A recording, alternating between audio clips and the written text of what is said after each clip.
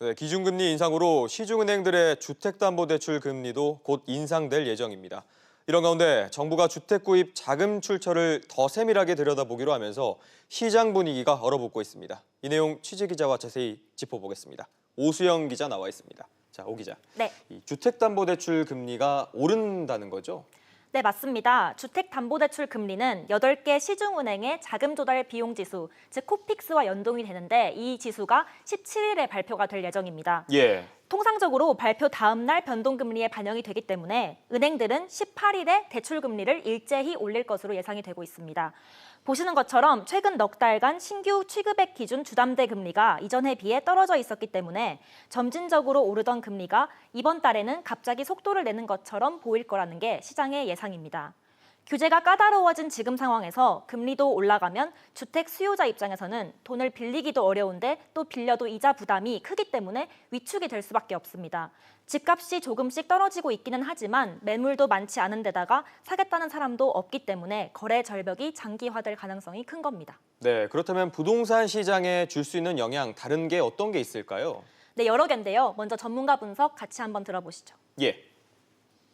미국의 추가 기준금리 인상 시점과 인상률, 미중 간 무역 갈등과 국내의 불안한 거시경제 지표, 종합부동산세 인상 여부와 수도권 3기 신도시 등이 변수로 예상이 됩니다. 4가지 변수 모두 부동산 시장에는 하방 압력을 더욱 키우는 요인으로 작용할 전망입니다. 여기에 더해서 공시가격도 오를 예정이라서요. 보유세 부담이 시장 심리에 영향을 줄 수가 있습니다. 또 내년에 입주 예정 물량도 38만 가구나 되기 때문에 그럼 전세 물량이 늘어날 테고 물량이 늘어나면 자연히 가격이 떨어지게 될 테니까요. 매매가도 끌어내릴 가능성이 큽니다. 지난달 서울 아파트 전세가율이 5년 2개월 만에 60% 아래로 떨어졌는데요. 이렇게 되면 당장 전세를 끼고 집을 사는 갭 투자가 어려워지면서 투자 심리가 위축이 될 수밖에 없습니다. 전문가 분석 같이 한번 들어보시죠. 예. 전세 가격이 조정되면서 실제 이제 갭 투자를 하기에는 자기 자본 비율이 높아야 되는데 최근에는 주택 거래량이나 또 가격 상승에 제동이 걸리면서 일부 지역에서는 조정되기 때문에 갭 투자 수요자들이 차익을 보기 어려운 시장으로 흘러가고 있습니다.